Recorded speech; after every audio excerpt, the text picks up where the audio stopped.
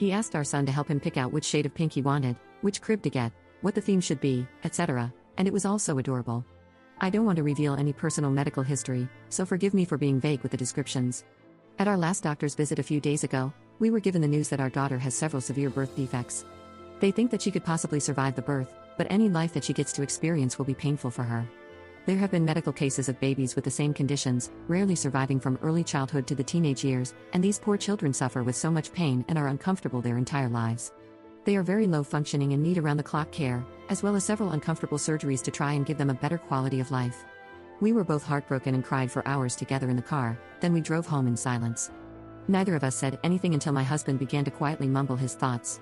He was going on and on about how we needed to schedule another doctor's appointment so we know what medical equipment we'd need to buy for her, and we should renovate the nursery again so we could care for her more easily. He said that he'd definitely have to talk to his boss so he can take a longer paternal leave, and he wants to be by her side in the hospital until we can take her home. He talked about how we'd have to ask his mom to babysit our son more often while she's a newborn, and he even said that maybe we could sell one of our cars, move to a smaller house, and take our son out of private school so we'd have more money to pay for our daughter's care. I was silent until he asked me what I thought. I was blunt and said that I think we should terminate the pregnancy. Now I feel bad for saying it that way, but I was still frazzled from the news. This made him very upset. He began to cry and ask why I don't want our daughter, even with the complications.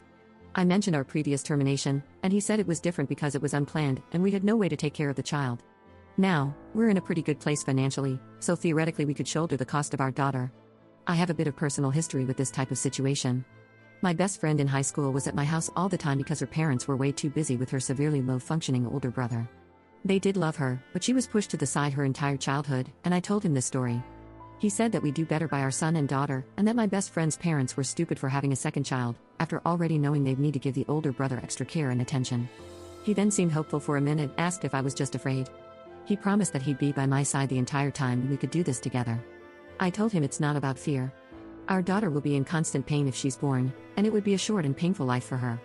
I love this baby so much already, I don't want her to suffer like that. He began to yell that even if she doesn't live long, we could still pour our hearts and souls into making her life as fulfilling as possible. I didn't respond, and he stormed inside. It's been a couple of days now, and he won't even look me in the eyes. He sits in the new nursery for hours, and our son is very confused. I know he's grieving, but I really don't want to go further with this pregnancy. I love him so much, I have no idea what to do now. Update 1. After I made my original post, my husband and I rushed to get a second opinion. Nothing changed, and it was still our original diagnosis. Once I learned that, I scheduled the termination for as soon as physically possible. I didn't tell my husband at first.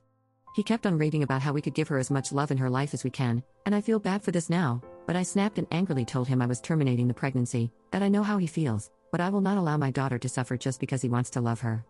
He was furious with me after I put my foot down. After he realized his pleading wouldn't change my mind, he didn't speak a word to me. It was like he refused to even acknowledge my existence. I was terrified that he'd go and leave me all alone with the scraps of our family.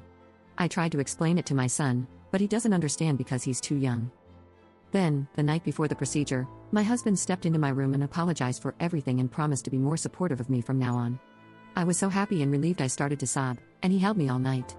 My original plan was that my mom would drive me to the hospital, then once it's done, a close friend would take me home.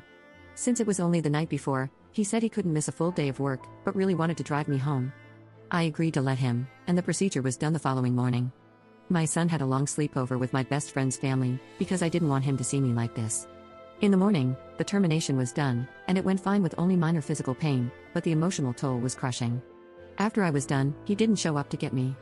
I waited for hours, but he wouldn't answer any of my calls. I ended up having to call a friend out from work to take me home. When we got there, I saw just one note on the counter saying, "I can't do this," and a few of our daughter's special toys were removed from her nursery.